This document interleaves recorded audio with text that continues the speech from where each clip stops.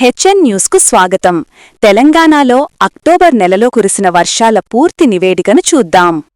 తెలంగాణ రాష్ట్ర అభివృద్ధి మరియు ప్రణాళికా సంఘం ప్రకారం ఇటీవలి కాలంలో తెలంగాణ అక్టోబర్లో అత్యధిక వర్షపాతం నమోదైంది.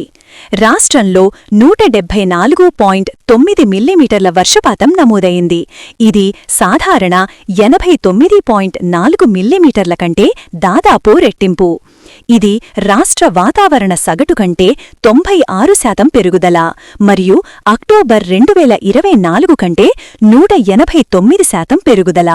రాష్ట్రం కేవలం 60.5 మిల్లీమీటర్లు మాత్రమే నమోదు చేసింది. ఈ సంవత్సరం రుతుపవనాల అనంతరం ముందస్తు అసాధారణంగా బలంగా ఉందని వాతావరణ శాస్త్రవేత్తలు చెబుతున్నారు. బంగాళాఖాతంపై బహుళ అల్పపీడన వ్యవస్థలు మరియు నైరుతి రుతుపవనాల ఆలస్యంగా ఉపసంహరణ కారణంగా ఇది జరిగింది. సాధారణంగా నైరుతి రుతుపవనాలు అక్టోబర్ ప్రారంభంలో తిరోగమనం చెందుతాయి, కానీ ఈ సంవత్సరం అది నెలలో 3వ వారం వరకు విస్తరించింది. తేమ ఉపసంహరణ మరియు వ్యవస్థ నెమ్మదిగా కదలిక తెలంగాణను నిరంతర వర్షపాతం బ్యాండులో ఉంచిందని టీజీడీపీఎస్ అధికారి ఒకరు తెలిపారు. కుండపోత వర్షాల తీవ్రత 406.3 మిల్లీమీటర్లు అని జిల్లాస్థాయి డేటా చూపిస్తుంది.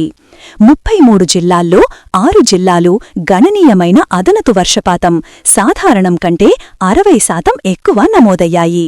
23 జిల్లాలు అదనపు వర్షపాతం మరియు 4 జిల్లాలు సాధారణ వర్షపాతం నమోదయ్యాయి. తెలంగాణలో చాలా సంవత్సరాలలో అత్యధిక వర్షపాతం నమోదైన జిల్లాలు ఏవీ కరువును నివేదించలేదు. అక్టోబర్ వర్షాలు రాష్ట్ర వార్షిక వర్షపాతాన్ని 1163.2 మిల్లీమీటర్లకు పెంచాయి. ఇది సాధారణ వర్షపాతం 830 మిల్లీమీటర్ల కంటే ఎక్కువ. ఇది 2025 నీటి సంవత్సరానికి 40% మిగులును సూచిస్తుంది. అక్టోబర్లో నిరంతర వర్షాలు అనేక జిల్లాలను ప్రధాన మిగులు వర్గంలోకి నెట్టాయి.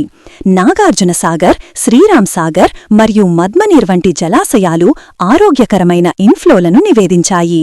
అదే సమయంలో హైదరాబాద్, వరంగల్ మరియు కరీంనగర్ వంటి పట్టణ కేంద్రాలు తరచుగా నీటితో నిండిపోయాయి మరియు డ్రెయిన్ ఓవర్ఫ్లోలు సంభవించాయి.